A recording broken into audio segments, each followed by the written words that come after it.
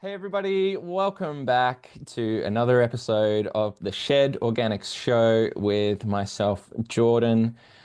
Today's episode was a phenomenal one. I'm just recapping after such a great conversation, another one that could have gone on for hours and hours. Today we have Rachel from Life a Little Greener. Rachel is involved in so many amazing projects in the organic and regenerative space and also in the mycelial space. I think that's how you say it. So Rachel is so inspiring, and I can't wait for you guys to hear this conversation. Once again, please, all the links are below to go and check out Rachel's stuff at the end. So please go and suss those out once you've had a chance to listen. And yeah, again, I can't wait for you to listen. So let's get straight away into it. This is Rachel from Life a Little Greener.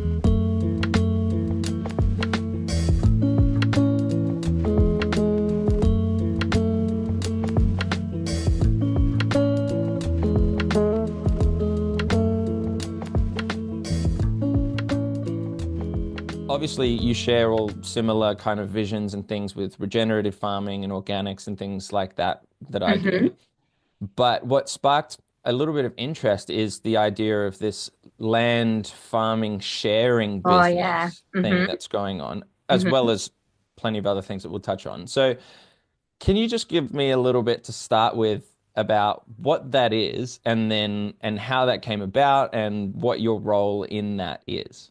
Okay, so this is we're talking about Raven's Place Farm. So I'm Yes. a land share farmer, meaning I farm on someone else's land. And Cool. so it's happening quite a lot in the Northern Rivers and it's gaining a lot of traction because it's giving those that normally wouldn't have access to land who want to grow food the opportunity to grow food. And so I am really lucky that I do have 5 acres on my own personal property. However, Michelle and I shared this vision and we were like this collaboration effort to allow us to grow food in a really central location, have it as an education and a community hub, right? But it's there's a contract available like Young Farmers Connect are really great at trying to connect young farmers with people that have land because like when you come around the Northern Rivers, it's like 75% of the Northern Rivers is between 5 and 10 acres, right? And so you've got Wow. all of this underutilized land that you could potentially be growing food on. And so it's kind of linking people that either can't afford land or are really wanting to grow food, access to that. That's awesome. I'm so behind that kind of idea Mm, because, as you say, there are so many people who probably have the know-how and the skills to grow food and to garden and mm-hmm. to caretake land. And on the flip side, there's plenty of people that have land and probably don't know what to do with it. So it's Yeah. such a great initiative to connect. Um, Mm. so is this something that is close to you? Are you traveling far to do this, or and also how many people share in this particular land, or is it just yourself? So it's about 15 minutes from my house, so not very far at all. And at the moment, it's just me in growing food. But we do have there's honey on site as well, and Michelle has chickens. So we've got kind of the livestock integration in place. We've also got the pollinators and utilizing bees. So it's kind of a collaboration effort. It's not just me, which is good. That's awesome. And Yeah. I presume, like for example, the owner of said land can hmm have a large portion of input or a small or nothing hmm input. So how much do you in your specific situation work with Michelle as who owns the land? And what sort of considerations and how much planning are you doing together versus yourself in terms of your part? So I guess every land share agreement is very different. And so I do have friends that are land share farmers and their agreement is that they pay lease on the land. And so they've got full autonomy over the land. Whereas Michelle and I are quite, we work together a lot. And so we play a lot, like a lot off each other and have open conversations. And so she's in the garden picking as well. And so then that way it's kind of a lot of a collaboration effort rather than just me growing food on site. Because Raven's Place is quite a unique regen farm too. Like we're not just growing food for a profit. Like we're more of it, like we're developing the site to be a not for profit. That's our long term. Um, Beautiful. yeah. And so, I mean, it's a very unique, and she's heavily involved, which is amazing. Like we probably speak 100 times a day about what we're doing on the farm and how we can kind of have workshops that work within the farm as well. So we're having like nutritional workshops with the children. So they come in and they pick food and they eat it, and then they talk about Love it. nutrition. We've got medicinal herb workshops. We've got flower printing, copper plates. So it's kind of everything is connected back to nature, but not necessarily involving just me. That's so wonderful. And I love how you're tapping into community Mm, and younger generations and giving them access to come in and see what you're up to and learn.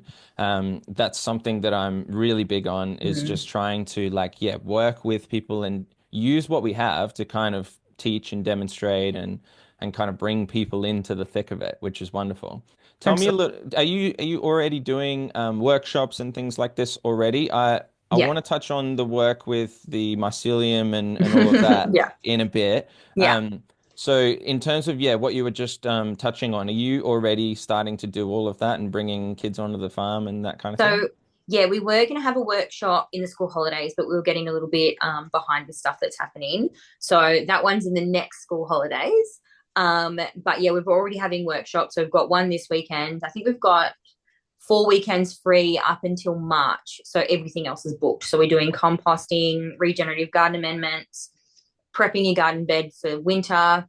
And then we've got all of the other people that are coming in too. So like it's just every Wow. single weekend there's a workshop. That's so cool. I'm so impressed.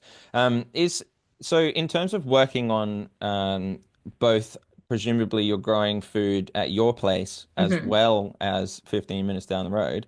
Um, how much work is that for you personally balancing the two? I imagine a fair bit. Yeah. And what help do you have and what sort of workflow is going on? So usually it's just me. I do have some volunteers that are amazing and come and help me on the farm whenever they can. Um, but it can be a lot. But if you set up the farm productively enough, you don't need a lot of input. Like it's more of a like I do a lot of polycropping systems. I'll run a lot of support species in through. So not a lot of it like it's kind of intermittent. Like you'll harvest Mondays and Wednesdays rather than trying to harvest every day. And so the plan is to make it like as minimal input for maximum output. Cool. I like that. Yeah. Yeah. Especially being on your own most of the time. It's Mm, you hmm. want to maximize your effort and how far that goes each time. Yeah. And I imagine being very much into regenerative and the sort of, I guess, permaculture mindset where it's a very closed loop and you're Hmm. trying to utilize any waste or and then turn that back into compost and reuse that on the Yeah. gardens and things like that. Tell me just a little bit about that process for you. What sort of systems do you have set up in terms of, yeah, your closed loop system in Okay. both your property and down the road? Yeah. So we've got worm farms and composting sites on situ. I do a lot of chopping and dropping as well. So just putting it straight back into the soil, especially with the cut flowers and stuff. If I'm prepping veggies for sale, if it's like leeks and stuff I was harvesting today, I just literally strip them and drop it right there, put the roots back in and just kind of leave it.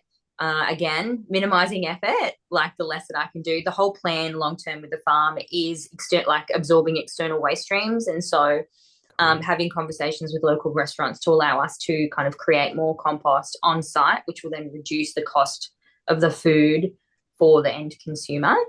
Um, we do. We've got some really cool other closed loop systems within the cafe as well. So generally, we'll absorb like the coffee grind and use them in the farm. But they've just started doing. They cook in tallow, and so now they're using the tallow that they cook with. They're giving it the tallow that they cook with, the coffee grinds. Then they're giving it to a local soap maker, and the soap maker is making a soap, which is like an exfoliating soap for gardeners, and then that's coming back into the system that we can sell as a product. That's And so insane. That's I so know cool. I'm like, I use it all the time. It's such a delicious soap. And again, it's not us doing it. It's working with the community and utilizing their skills to close those systems. We've just grown, like I grow loofah here as well. So we're Yeah. using that to put in the scrubs to make body scrubs. And so it's just Wow. closing all the systems that we can. Chicken manure we use on site. We get wood chip from local arborists as well. So I've got some really good connections, and so they'll drop loads of massive big piles of wood chip off for me, and yeah, That's amazing. I like everything that you're saying just screams collaboration. yeah, And I think that's something that's so missing in a lot of our societies, mainly, I guess, our built-up cities and more tightly close neighborhoods and things like this, where mm, everyone's on small blocks and things like this. Um, do you find that the Northern Rivers, obviously, I mean, the times that I've been there, it's such a gorgeous, gorgeous part of the world. mm, Do you find that that mindset is kind of I guess, a local mindset that everyone sort of shares and wants yeah. to protect that area? Yeah, I think so. It's definitely there's a lot of community and collaboration in the area, especially after the floods, and we kind of had to stand up for ourselves really because this is all we had, and so we kind of really all came together. And I find that Murwillumbah, like all of the region, because I kind of travel around the Northern Rivers quite a lot, it's that really beautiful kind of connected. It's like a connection between country, like that real country vibe of like everyone you mates with everyone, and then just like a community driven, connected, nature based area. Yeah, it's that's wonderful because yeah, I find that when populations reach a certain point, or even for example, like anyone living in sort of suburbia, you're Mm-hmm. kind of you barely know your neighbors really, and Mm-hmm. like when you live in a community that's more kind of, I guess, country, it's you know the person down on that property and you might have known the person that lived there before and you Yeah. might, they came from this generation and you know what they do and they look after this and they'll help you with that and there's all this kind of looking out for each other. Yeah. And I recently put a post up about more focused towards suburbia, but how the debate of like people's trees hanging over your fence Yeah. Yeah. and kind of like whose responsibility is it and all of this kind of thing. And the amount of people that would just like, screw my neighbors kind of attitude and Yeah. like had this kind of very combative, I guess, approach to their neighbors was quite baffling, to be honest. And, Mm, I was trying to push like, why can't we collaborate with our neighbors to create spaces that are, good for us all? And yeah.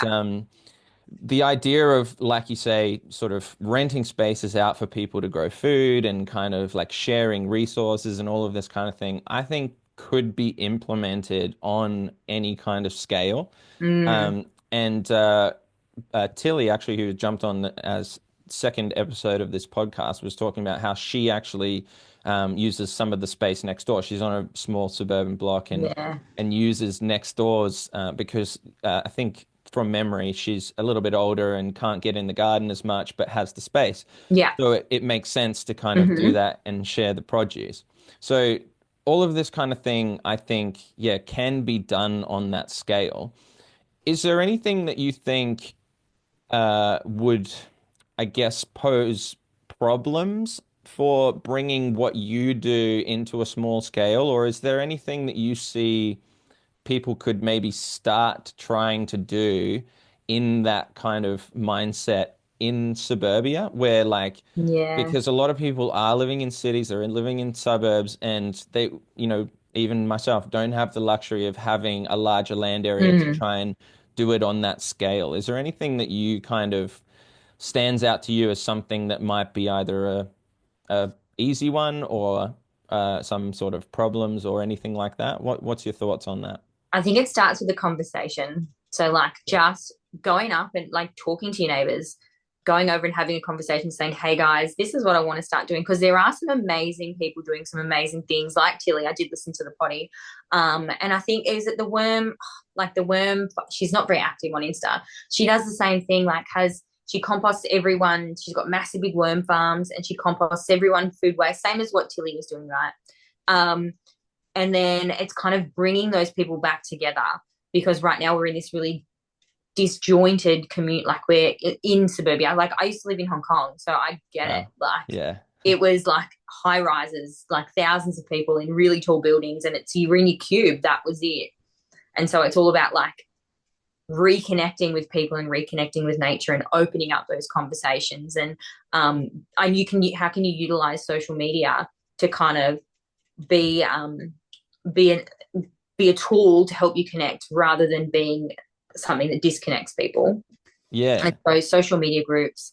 Um, I was trying to set up a bartering system day in Wollongbar, but I just got too busy. But like, not just like a produce sharing day, but also a skills sharing day. So people could bring not just food, like stepping away, because some people don't have the time or the capacity to grow food, but maybe they can teach you how to knit, or they can teach you how to sew or woodworking or something. So having this like community days on a regular basis where everyone can come together and share everything, knowledge and experience and skills. I mean, I still want to make it happen, but it's just I've got a lot on my plate right now. Yeah, totally. I can see that.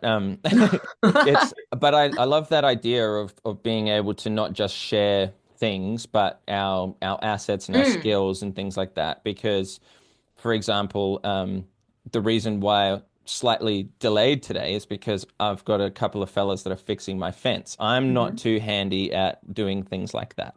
Yeah, Okay, but I was quite happy to offer them, plenty of eggs and things like yeah, this and say, hey, hey, fellas, please.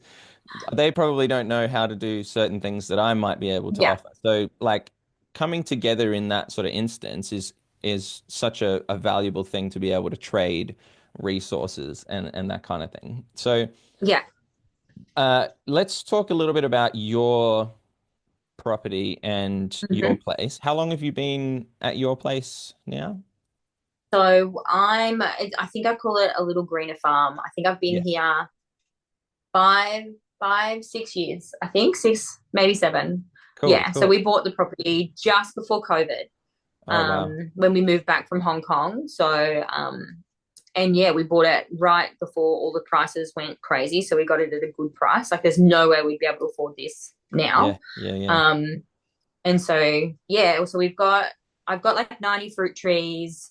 I've got 20 veggie gardens, and then we've got cows, chickens, goats. I have had lambs. So we do raise our own meat and dispatch them.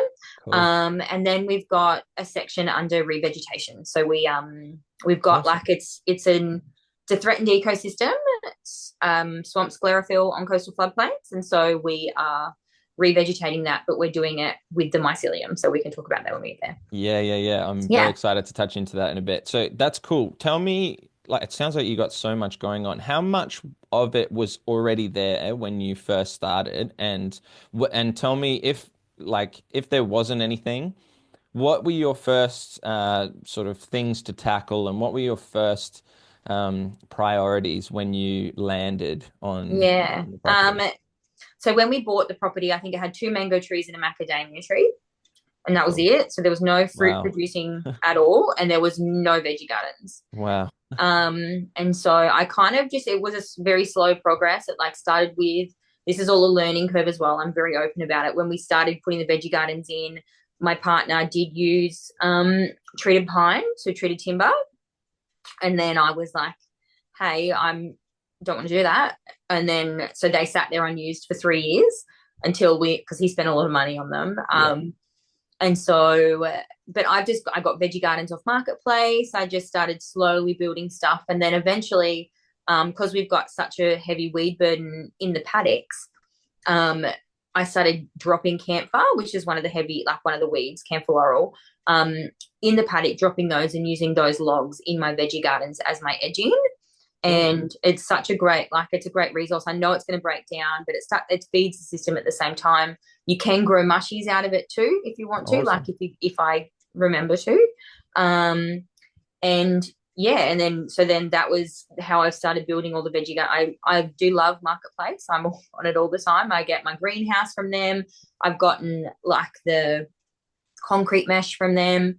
The library, I get my seeds from the library or I buy them. We've got some really amazing local organic seedling places, so I get my seedlings from Cool. there, or I grow from seed myself now that we've got the farm and stuff. So it's definitely a lot happening. Yeah, But it I sounds like mean, it. yeah, my 9 year old is like the chickens are her job, right? And Cool. so she goes out, she checks them, she gets the eggs every morning. Like if we're raising chicks, she has to make sure that they're in the pen every night. Like she loves That's it though. amazing. That's really Yeah. amazing. I mean, that's another thing that I really, really find valuable and something that kind of behind the scenes, I guess, is something I'm working on is trying to tackle the the challenge of having our kids Mm, not really know where things are coming from and be yeah. disconnected from that food Mm, source. And seeing how all of these wonderful people that I'm getting to chat to involve their children in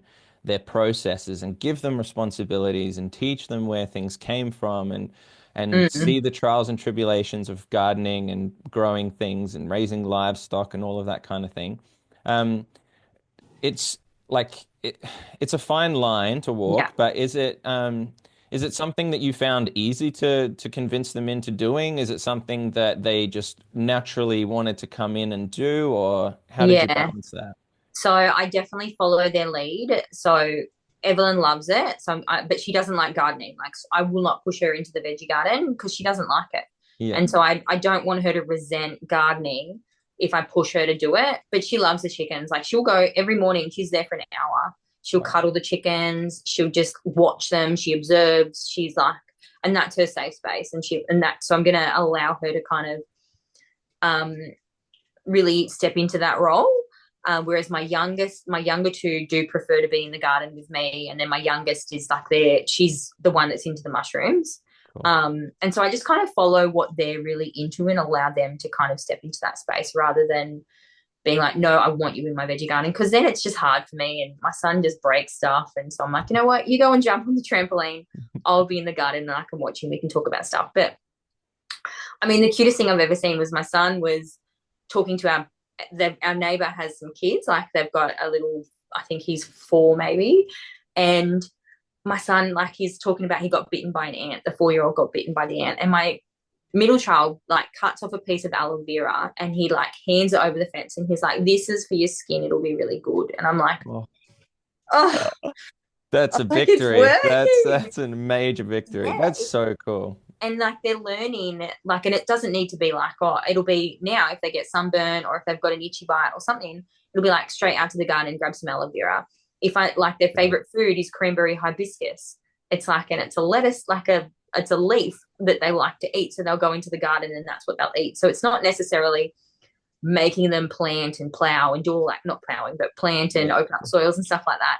It's like just being there and being present and educating them that way. And then eventually they'll be like, oh, actually, I want to come and plant some seeds, or maybe I want to shovel out compost or go and get the cow manure or whatever. Yeah, it's And about so, the exposure, isn't it? yeah, You're just I guess demonstrating and yeah. like just being out there and having them show up and just be around and absorb Mm-hmm. and that kind of thing. Do you think that's something I mean, tell me a bit about like your childhood in that regard. How connected were you in terms of nature and was that a bit of a flip for you? Is it something later on you discovered? Yeah, so I don't, my mum kind of gardened when she moved up here, but they were too busy working. So they didn't do any gardening. Like we didn't have the best diet when we were kids. So it was only after having my own children and then being in Hong Kong and realizing how polluted and toxic the environment was there. When I came home, I was like, no, nah, this has to change. Like I can't do this anymore. So like we're low tox, we're like low waste. Like I'm what I do get referred to as I'm not a hippie, but like I'm pretty staunch. Like the kids had never eaten KFC or McDonald's or so like it's challenging in like this intermediary world where a lot of their friends do get to have all of these things and my kids don't. Um, but it's really important to me that they're very aware of how they feel their bodies and um, I'm like, oh, if you guys want to have all of this energy, you have to fuel your bodies. You need to eat protein, which is eggs. So if you want to have some eggs, or they're very aware of what's going to happen with our cow. So, and they watched us dispatch the lambs. And so they're very aware of the food cycle and they see what's happening. And then we're in these closed loop systems. And so then they get to witness that firsthand. That's amazing. It's actually like giving me a little bit of goosebumps, which is really like it's insane because that's so inspiring to me. Like my wife and I have a child on the way. It's our first child, and we're very much similar in that way. Mm, Our house is very clean. We eat very clean, and we're very aware of where we buy our food, mm. or grow food, and what goes into our bodies. And I think something that, as a very health conscious hippie myself, Yeah. I'm very much, I guess, kind of it's playing on my mind how I'm to battle this future world that we're kind of moving into. And it's like, Mhm. it seems very daunting. Obviously, you can't judge yourself and you can't, be perfect. Nobody's perfect. Yeah. But um, hearing your story is really inspiring because I really relate to that and how balancing kind of like, letting them understand the process of respecting the cow, Mm, letting hmm. it grow and giving it its life and whatever, and then being able to eat that Yeah. and have it in the dinner table and fuel our body and kind of say and demonstrate that this is part of the ecosystem that we live in. And Yeah. if our, you know, relatively fragile modern society crumbled around us, this is the nature of what we'd have to do. I Yeah. mean, some people can, they can grow and live off vegetables. I'm very much a component that we need our meat and our Hmm. protein. So being able to teach them that and to understand life and death, which I think Yeah. gardening and farming very much teaches you. Yeah. It's so important for these kids to absorb that and understand that as an early age is appropriate to do Yeah. so.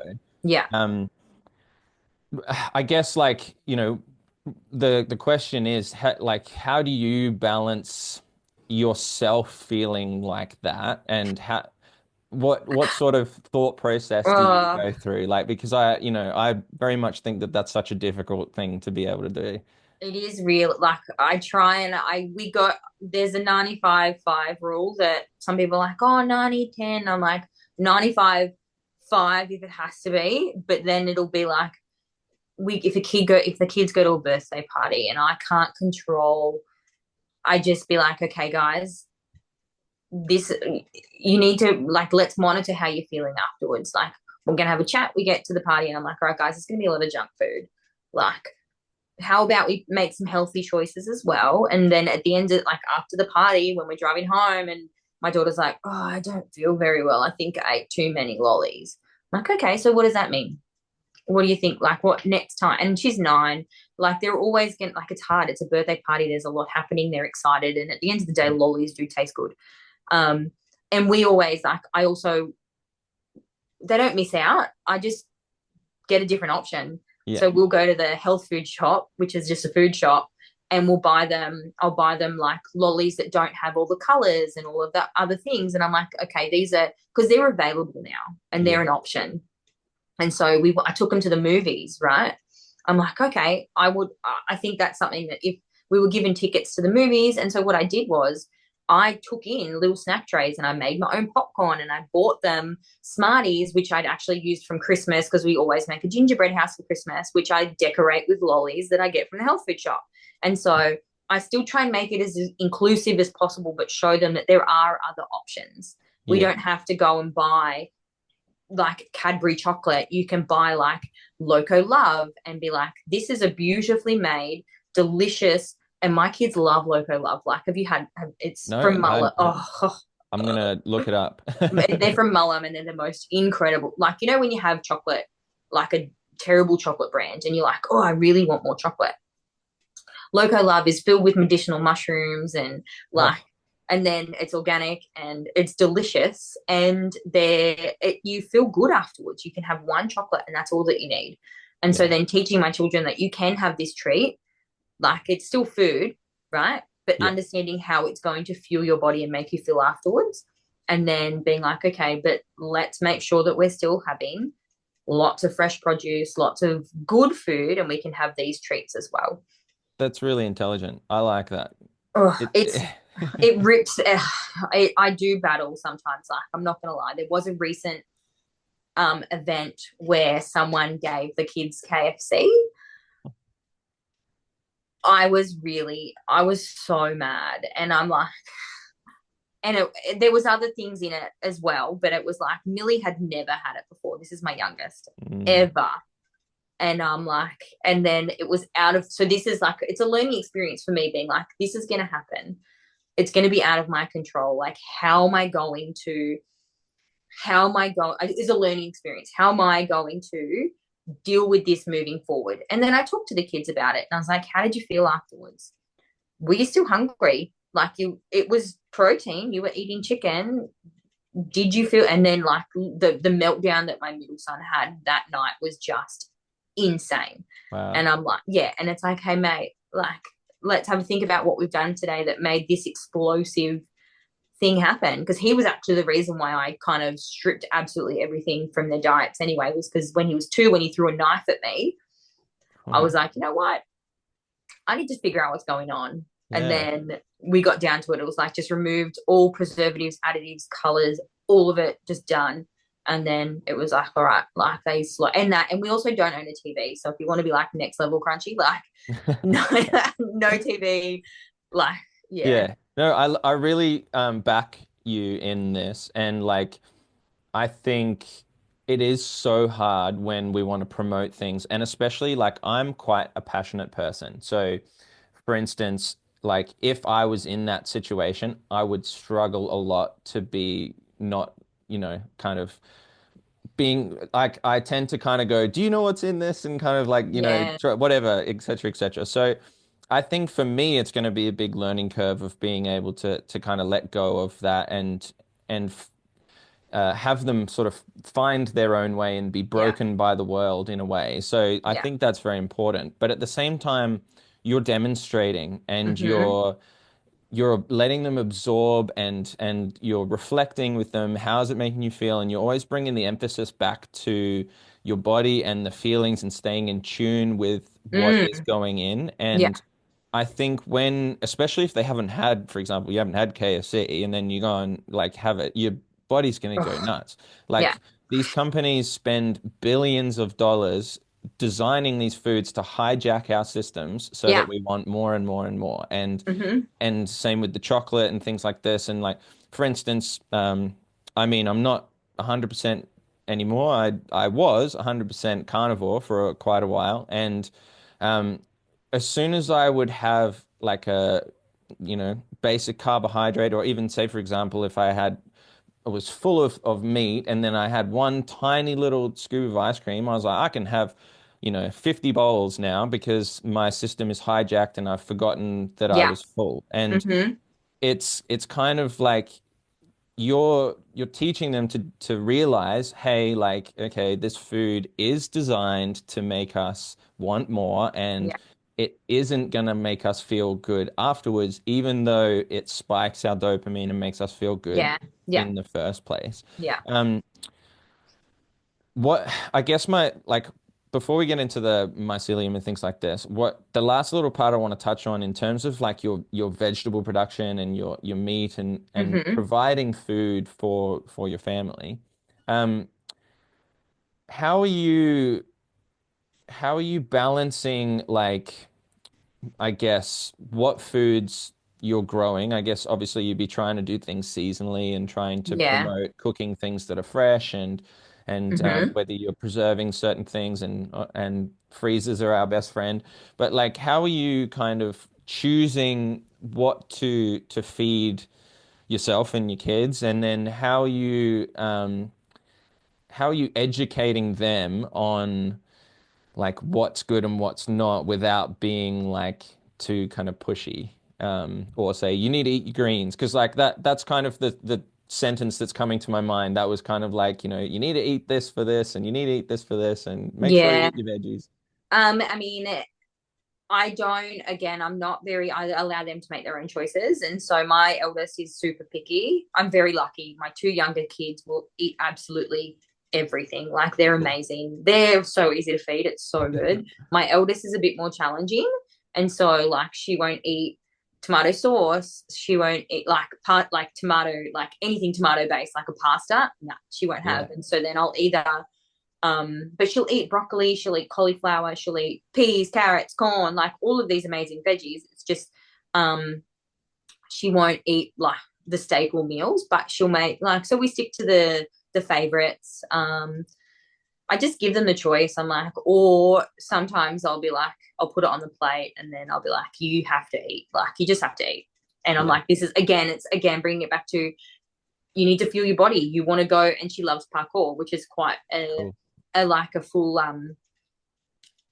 like athletic. You have to be super strong. And I'm like, if you Yeah. want to do parkour and you want to do really well, you have to fuel your body. You have to eat really well, lots of veggies, lots of protein. So I'm not gonna lie, it's not they're not that hard. They're pretty good eaters. Like I'm very, very, very lucky.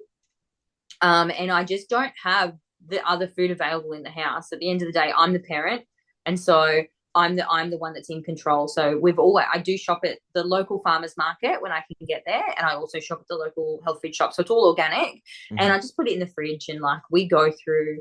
Unfortunately, I know we don't eat it seasonally, but we would probably go through 3 to 5 kilos of apples a week. Wow, So that's awesome. it's so many apples. But my kids will have an apple before bed every single night.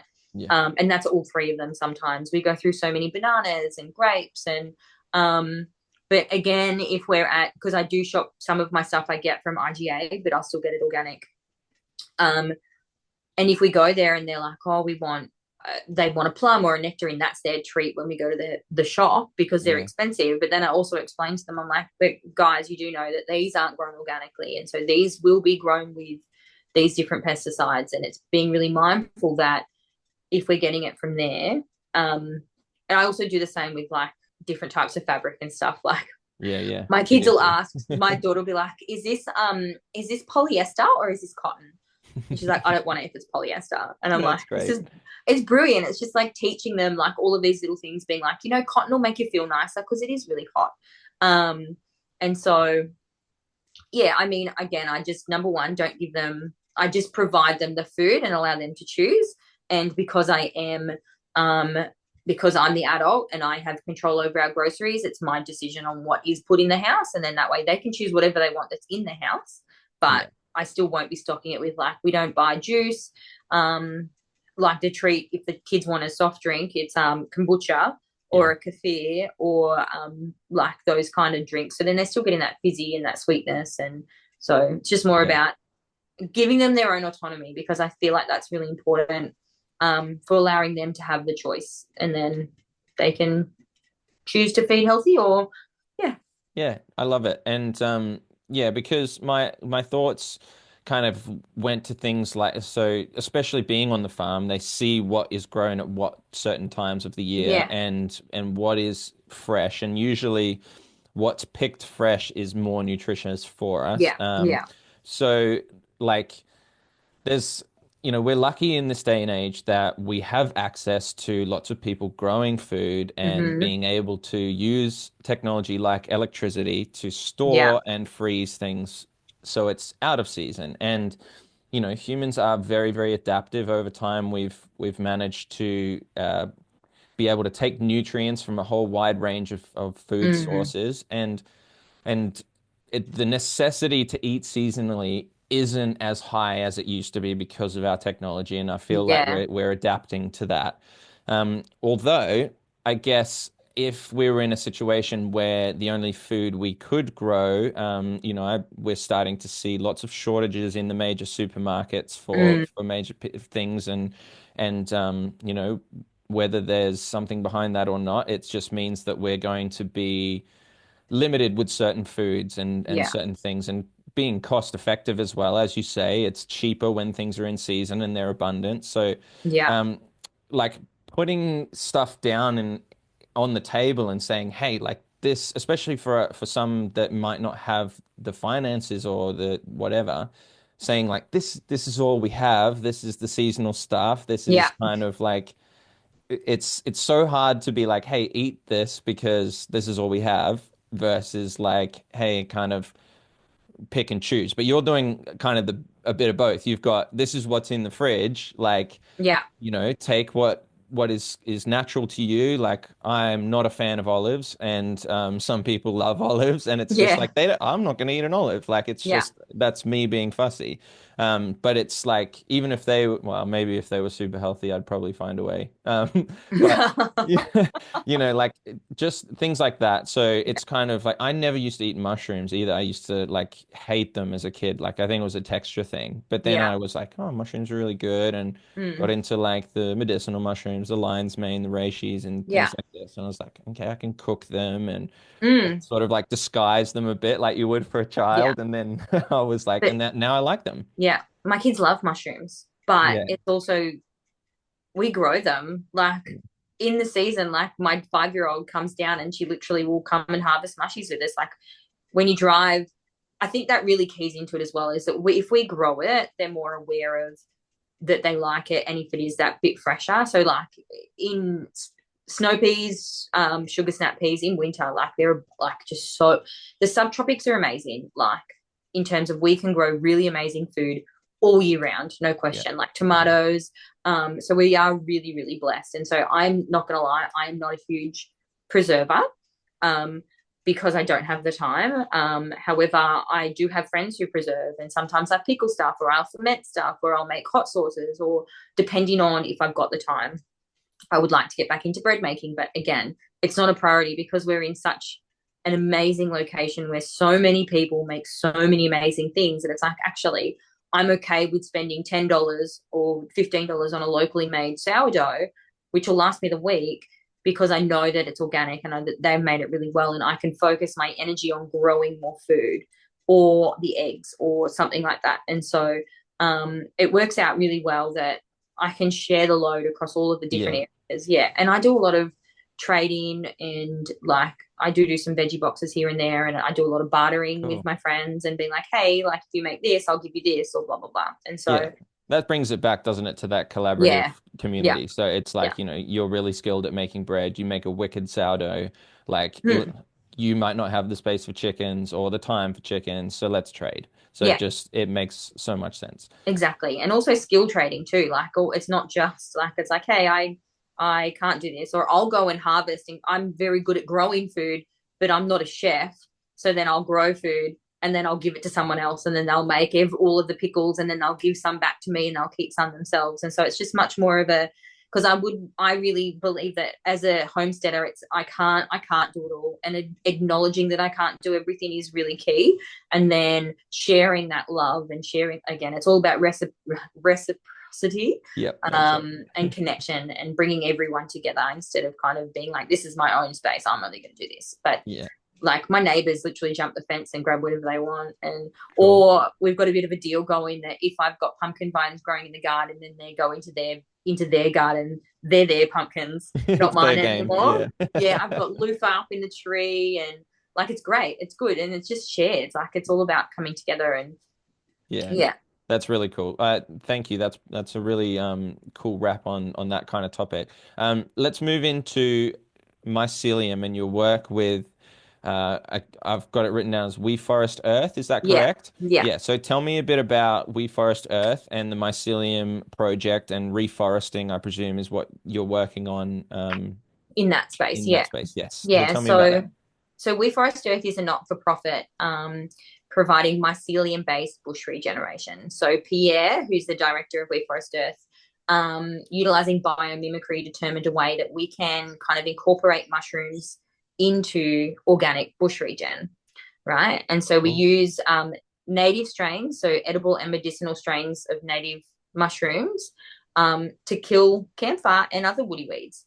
Yeah. And so, Wow. and then in the same process, we then will revegetate too. And so, That's amazing. And like obviously, like I'm fascinated by mycelium because really the magic happens under the ground, mm-hmm. and these insanely large connected networks of mycelium that like crazily represent our neural networks in our Yeah. brain and all of this, and like that gets into the medicinal mushrooms and how they help us in so many ways. But Mm-hmm. the mushrooms are, and from what I understand, maybe the first forms of life, I guess, one of the first forms at least that Mm-hmm. helps sort of generate soil health and kind of bring it all together.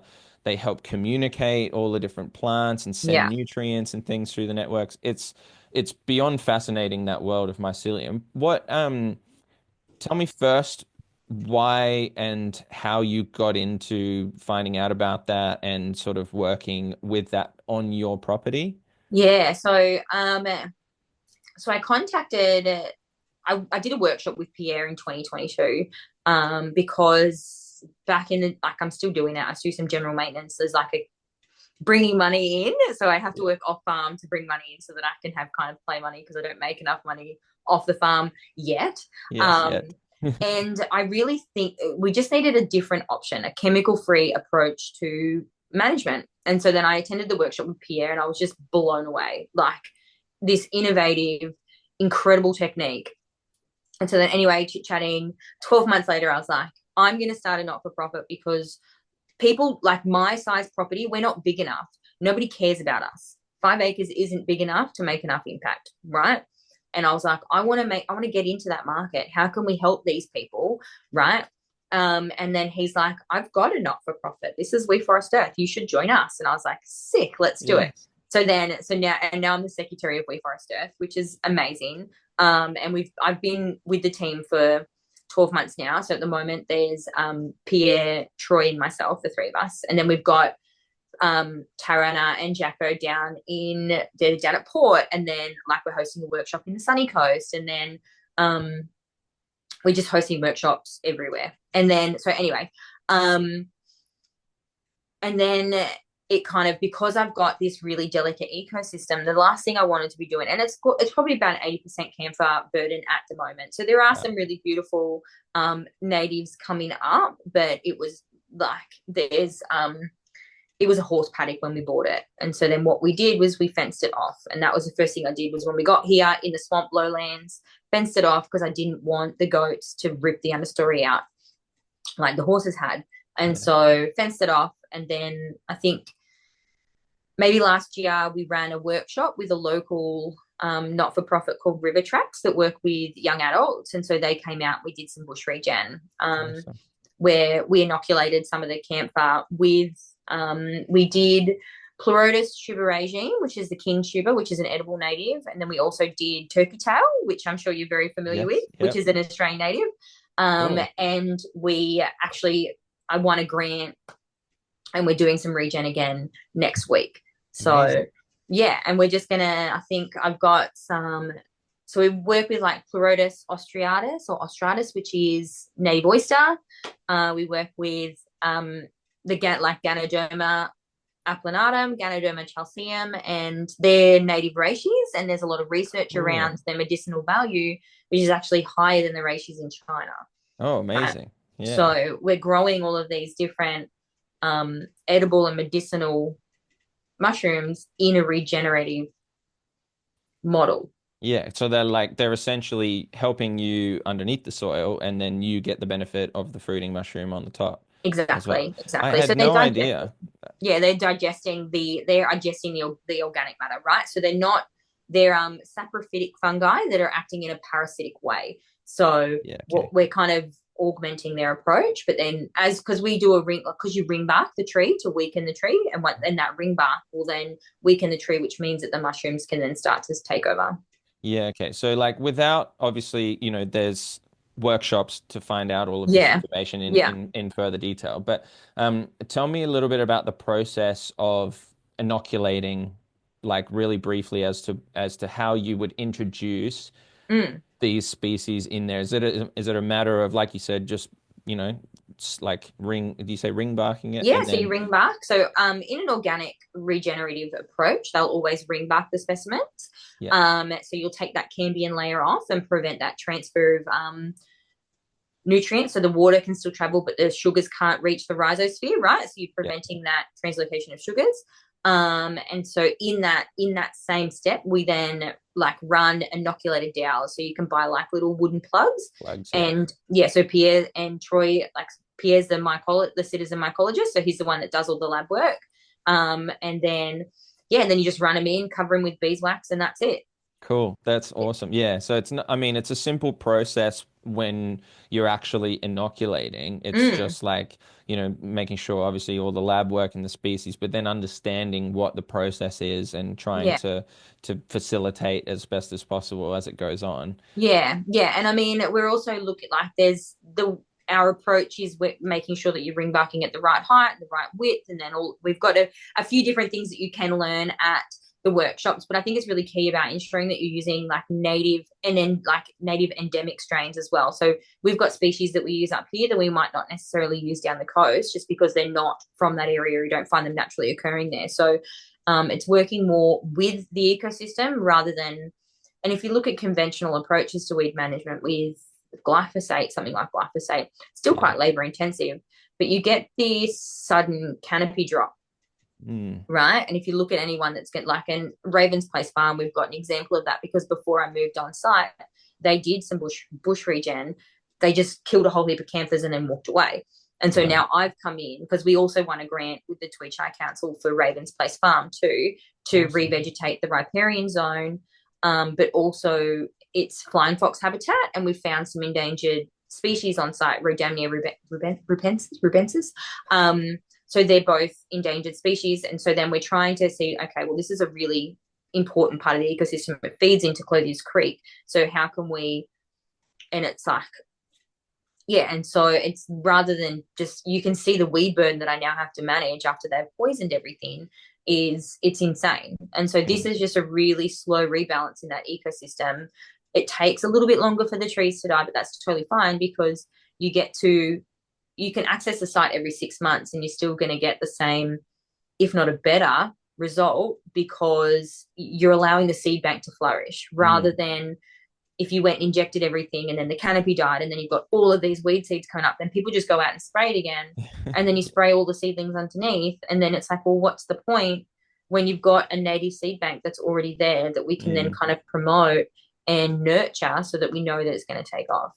That's really interesting. I could tap into that for ages. That's so cool. And like what sticks out is how you're working both with, like you said, local species and things like this, Mm, because that's also so crucial. Like, yeah. you're not shipping things in from somewhere else Mm, that are just not going to do well in the yeah. ecosystem. You're very much working with what's there and what can thrive. Yeah. And then, you know, I guess glyphosate is a whole nother topic that we Yeah. won't necessarily dive down into, but it's, trying to rectify that process of how people are so stuck in their ways of just coming in and just, blitzing stuff with the Mm, glyphosate is just, it's a, I mean, it's horrible what it's doing, and it like coming up with other ways of doing it, I think is like at first for me, I wasn't too clued in on any other ways around that when I was first starting to get into mm, this topic. And I would just be telling people, hey, like avoid glyphosate. And they'd sort of say, well, what do I do instead? Like, how yeah. can I fix this? And I was kind of like, Mm. um, and Yeah. like that's where, people like yourself and Pierre and all of this, like coming in with these insanely amazing regenerative approaches that look at how nature works within itself to Mm, fix itself and to restore the biodiversity into the native land and all of this kind of yeah. thing. Yeah. It's like it's so important to have that, Mm, to give hmm. people as another option, because I find that that's what is often missing is that next step. It's like, Yeah. okay, cut this, cut this, cut this, but like, okay, what do we use instead? How do we fix it? Yeah. Yeah. And yeah, Yeah. And I think that's and we're not here to pressure anyone. It's like there's this we're just providing the education and yeah, providing the resources and the support to be like, hey, there is another option. Yeah, and I mean at the end of the day, you grow food while you're doing it. Food and medicine, like as if that's not incredible. yeah. Like it's It just it's benefits mine. everyone. I keep frothing on it like everything. I love what this is doing, and it's all and I mean, and it is really starting to really hamster wheel or like it's snowball. I think is what I'm Yeah. looking for. Like it's really starting to snowball, and we're starting to like we've got Tweed Shire Council on board. We've got Byron Shire Council on board, Lismore Council. Ballina Council. And so all of these councils are starting to realize that this is an option. And so then if we're like provide education, Tweed Land Care, like all of these different land care and councils can see that this is, and it's effective, it works. Yeah. And there's also like, there's organic land care down here as well. They don't use mycelium, but they do organic bush regen and it works. Yeah. It's, and people, I think we need to step away from this. Yeah, but it's faster if we use chemical. It's like, let's step away from the money. Let's look at the other impacts, the environmental impact, like the environmental impacts of using chemicals, the health implications that is on the user and the environment, and like it goes beyond just, but it's faster. Yeah. Like it's not though. Like Yeah. It's not, that's not the one criteria that we're focusing on. It's yeah, like it's much bigger than that. yeah, Um did you find the councils fairly open and receptive to this? yeah, Like I find that councils, I guess, more so in areas that don't have bushland and that kind of thing to worry about, they're less focused on this kind of yeah. thing. Like for instance, I've told this story before, but I used to live next to a council easement that was protected, but they would just Mhm. come through all the time and spray glyphosate. And I'm like, I'm growing food on the other side of this fence. Like, Yeah. come on. And It's, but they, they're just doing their job. Like, they're just yeah. some people are just in this role, whatever. But did you find the council's super open to this and like are they willing to work and look into this and how hard is that? Yeah. They're really like I must have hit the jackpot with the people that I've connected with because they are really excited for what's happening and they're again like because I go to a lot of workshops with local farmers being like I really love that I kind of get to be connected in both worlds. Like I'm in bush regen and I'm in food growing as well. So I'm in this kind of I get to play in both areas. And then so I go to these farm talks and I talk about bush regen and I'm this is what you can do. And then they're not excited. There is a need for this. Like, and if they're going, okay, well, we know that there's a need for it. And if we can be tapping into that as well, like, Yeah, that's great. Yeah. I've been really lucky to That's kind of really refreshing. That I like to hear that. Can you tell me, and basically tell all the listeners, where can they go and find, obviously I'm gonna throw all of your links yeah. down into the description to find all of these things if they want to do it. But where's the best place if they want to learn about the various different things that you're doing? So Instagram is definitely probably the number one. So we've got Raven Place Farm is the land share farm that I'm on, and then my personal one is life.a.little.greener. And then We Forest Earth is on Instagram as well, so at We Forest Earth. And that's Um, where you promote all of the workshops and things like that as well. yeah, so Yeah. that as well as if you wanted to get on Wool and Buy Matters, Yeah. yeah, mainly through our Instagram, social media, and then we do it on Facebook and stuff. But if you get on our socials, we're pretty active there, and you can ask questions and reach out, especially around the micro region. If that's something like we're going up to the sunny coast, we're trying to get down to Port. I want to say Port Macquarie. Like we're branching out. We have had some interest in Brizzy, so maybe if Yeah, we can cool. get yeah. So we're definitely trying to get around and kind of get the education out there, and Yeah. yeah. That's so amazing.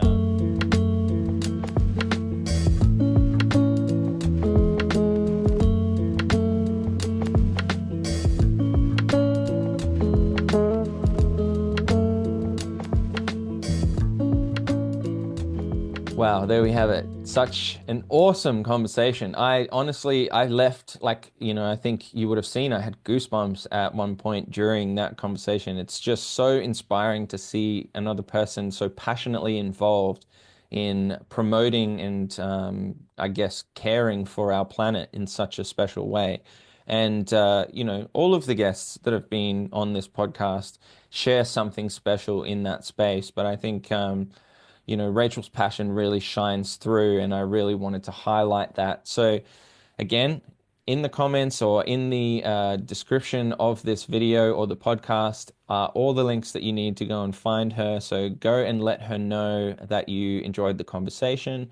Let us know if you enjoyed the podcast, and it would be amazing if you could give us a rating because it really helps to share this podcast around and get it promoted to more people so that we can inspire more in this space. So I'm leaving a very happy person after this conversation, and I'm sure you all will be as well. So last couple of things from me. Don't forget the basic organic growers guide is always available on the website. We've got so many amazing things coming up this year, so be prepared on all of my social media channels to look out for that. So come and follow, come and say hello, come and engage because I can't wait to chat to you all and help you out with your journey along the way as well. So good luck in the garden. Good luck with everything that you've got going on. Thank you very much for your support. Thank you for watching, and we'll see you again real soon.